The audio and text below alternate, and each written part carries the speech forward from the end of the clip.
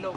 Yun lang, Lilo muna kasi nga kailangan kong pangalagaan din yung personal life ko and may peace, di ba? Peace of mind. Malalim ang pinagdadaanan ni Daniel Padilla. Kapansin-pansin kasi na todo iwas ang aktor sa interview sa kanya. Never kasing nabanggit ni DJ ang pangalan ng girlfriend na si Catherine Bernardo. Ngayong 2023 kasi ay nag-breakdown ang aktor at nawala sa focus sa sarili kaya't kinailangan ng peace of mind ito upang ma-recharge sa mga ginawa nito nitong taon. Sa interview kapansin-pansin talaga na may pinagdadaanan ang aktor. Narito ang buong video. Ito 2023, chumil muna ako. Okay. Chumil muna ako.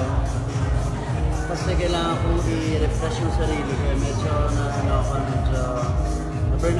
Medyo hindi ko alam saan ba ako pupunta. Alam mo yan?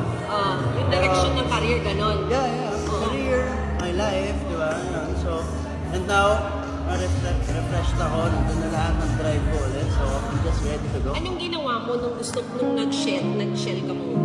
Ano muna?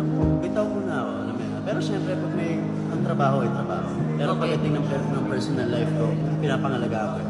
Pinapangalagaan ko talaga yun. Kung napansin nyo naman, pagdating sa, it's not a secret na pagdating sa social media, medyo, ano ako dun. Or nalala mo na yung password? Naalala ko.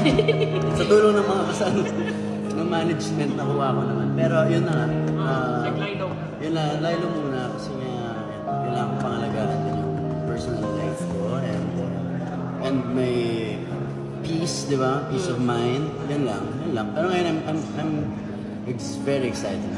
So ano nang na-discover mo habang nagpa-break ka? Ano discover mo sa person mo? Wala naman talagang discovery. It's more of zen mode lang muna.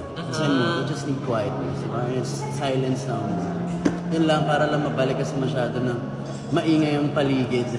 Pero 3 films na ang ginagawa mo daw ngayon. Hindi pa ako nagsisimula naman. Okay. Isa-isa naman yun. Hindi naman One at a time? Next year pa ba to? Yeah, hindi pwedeng sabay-sabay dahil naku,